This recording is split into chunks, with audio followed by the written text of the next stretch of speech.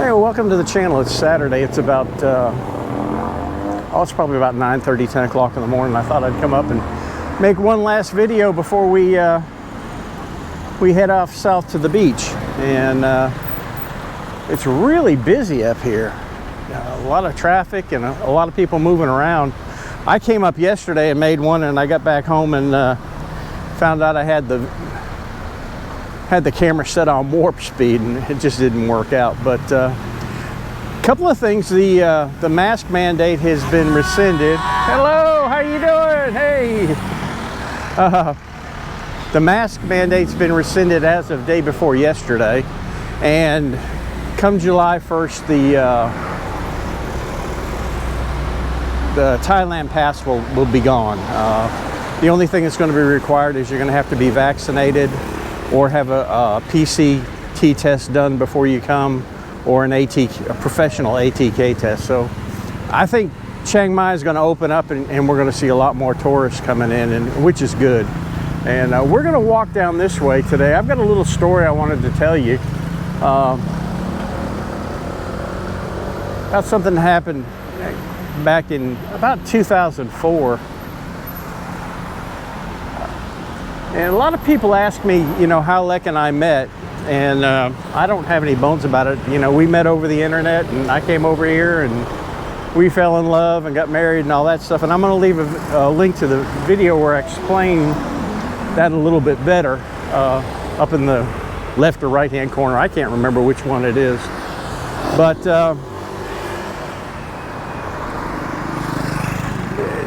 the short story is we met on the internet. I came over here, and when I went back from meeting her, boy, I'm gonna have a hard time getting across the street. I filed for a K1 visa for her, which is basically a visa that says when she comes here, 90 days after she gets here, we'll get married, which is basically what we did. But in doing that, I used a site called visajourney.com because it's a lot of paperwork, and there's a lot of different things that you have to go through to get everything done right. And while I was, this is really cool. I came through here yesterday, but there were a lot of people out here moving around. Still a lot of people moving around. Everybody's getting their picture taken. But I used it. I used them as a guide to do all the paperwork, and I met quite a few people that were kind of in the same boat that I was in. You can get your smoothies right here. Funky Monkey. Huh. But while I was on that forum, I met another guy. Now this place was open yesterday, and they were all piled out, and quite a few people here sitting outside.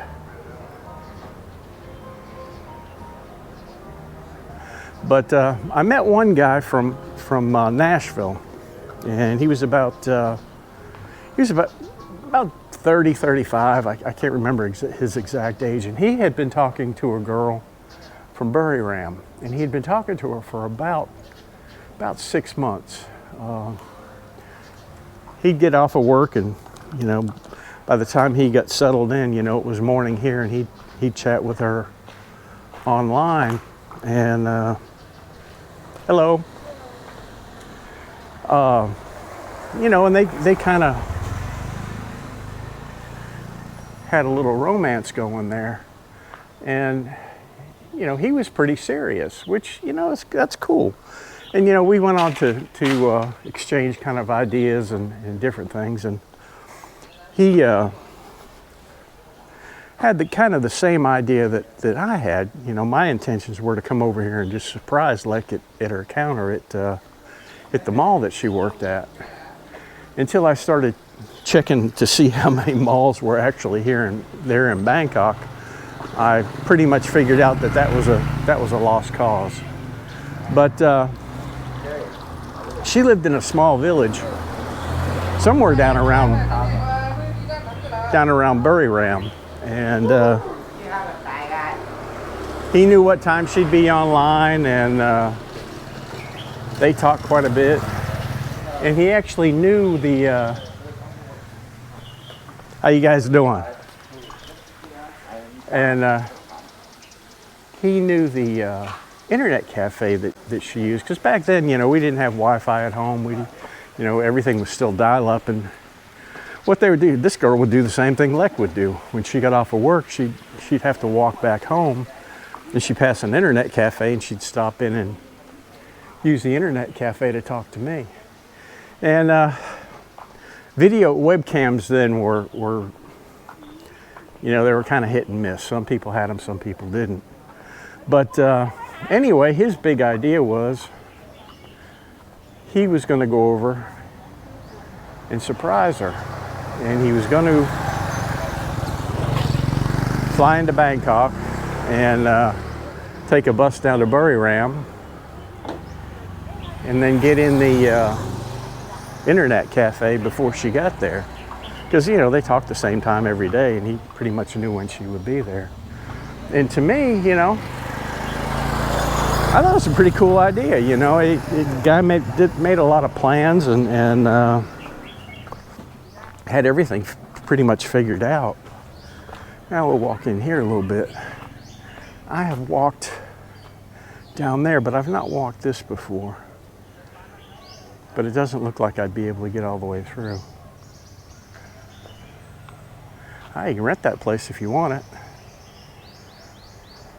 That'd be pretty cool living there. I don't know what kind of condition it'd be in, but if you want to live Thai style, that would be the place to live. You'd definitely be Thai style. I don't think there's any air conditioning in there either. But anyway, we'll get back out here because I'm going to walk down this way. This is a really cool area.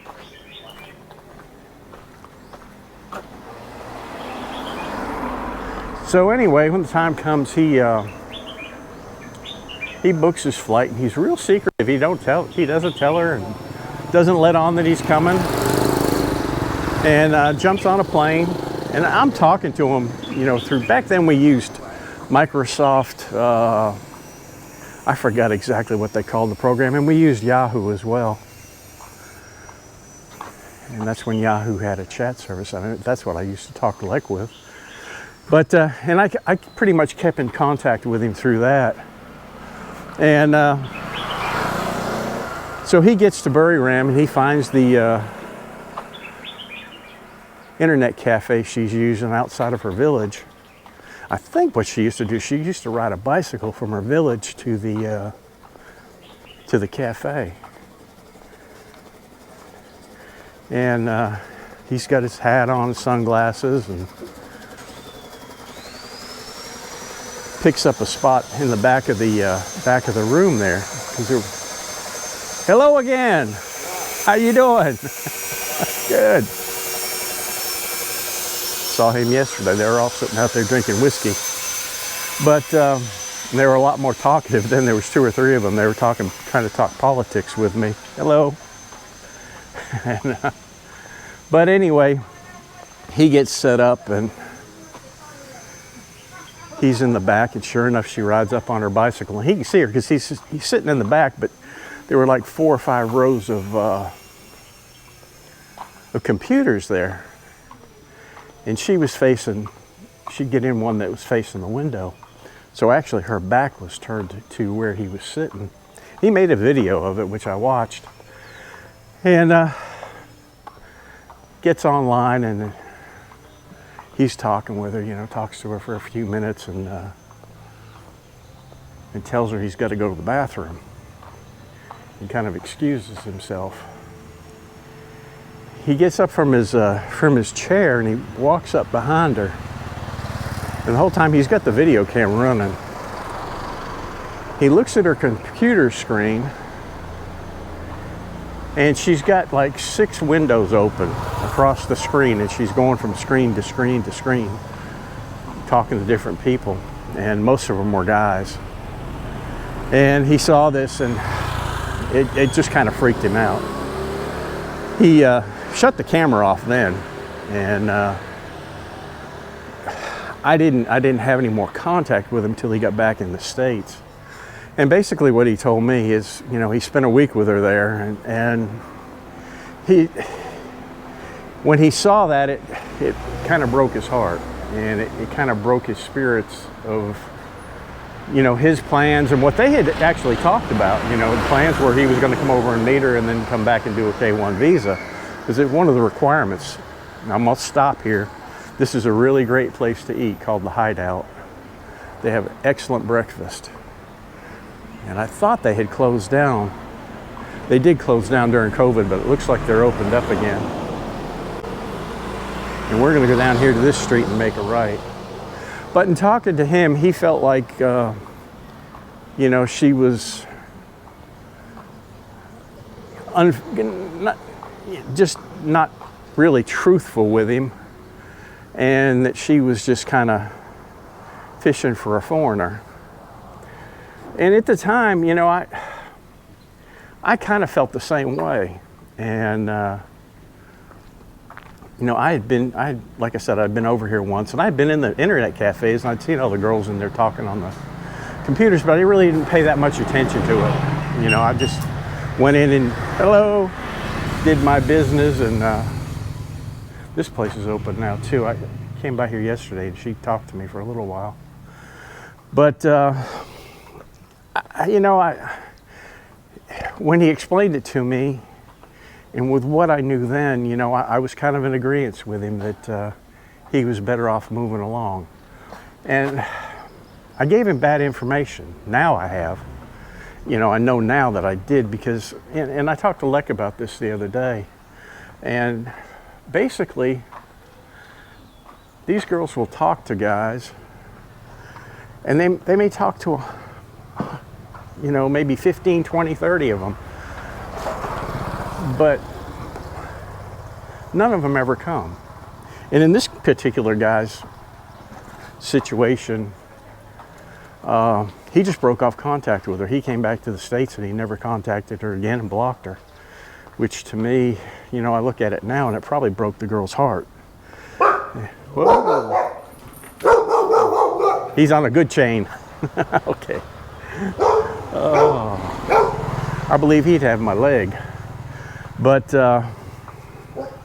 you know, his spirit was broke, and I don't know if he ever went back to looking for somebody else or not. I think that after that, I think his kind of busted his morale open quite a bit. And you know, the bad thing was to me, now that I look back at it, is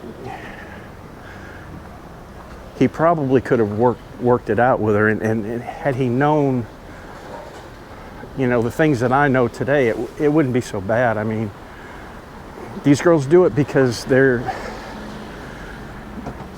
talked to so many people, and so many men have promised them things, and then they just disappear. You know, they just, one day they'll open up the computer and the guy's gone. You know, he's blocked them. He's not answering the questions. Oh, you're okay, buddy. I know you're not gonna bite me. Be nice. Be nice. Yeah, we'll walk down this way too. This is really pretty. I've walked this before. I remember that dog because he was tied up underneath a house over there. But it's a common thing here. And I really don't see it as being dishonest or you know, unfaithful. You know, if the guy comes over here and he meets the girl and they make plans, well, that's a different story. But to expect somebody to just drop everything for just a few words over the over the computer, I don't think that's realistic. Somebody left their luggage out here. This place used to be a hopping little place, and it's pretty much closed down now. But they've done a lot of work on this canal here, really nice, and they've done it south of here too. So at some point in time, you'll be able to walk all along the klong down there, and it'd be really fixed up nice. Around Kampang Din Road, they're fixing it up there too. But back to my story again. I'm sorry I get sidetracked, but and Lek and I talked about it, and unbeknownst to me, up until a few days ago when we talked about this, she was under the impression I came here to meet several girls, and she says that's what they do. That's what foreigners do. They'll talk to a bunch of girls, and then they'll come over and meet them all and pick one. And that wasn't my case. Lek was the first female that I talked to from Thailand we were on Match.com, and I came over specifically to meet her, and she had no idea, but that's the way most of the guys do. And out of the 100 or 200 guys that they talk to, possibly maybe one will actually come here. And then out of that one, she's got other people to contend with to find a partner. So these girls that do that, I don't see anything wrong with it. I don't think they're bad. I think they're looking after their own interests, and it's not a bad idea. And I wish that I had known that back then, because I probably would have advised this guy a lot differently. Beautiful artwork here, and he might have had a good relationship. I've been married, it'd be 18 years this month, and I wouldn't change a thing. I wouldn't want to be with anybody else. Granted, we've had our little issues, but over the years we've been able to understand each other's culture, get along real good, and live a real happy life. And I think he could have done the same thing, but always in everything you've got to keep an open mind. And I just wish, I wished in this situation I would have known what I knew now, and gave the guy a little bit better advice. Now, I don't know what they're drying out here. It does not look like rice from here anyway. It could be, but I doubt it. Maybe I can see better from up here.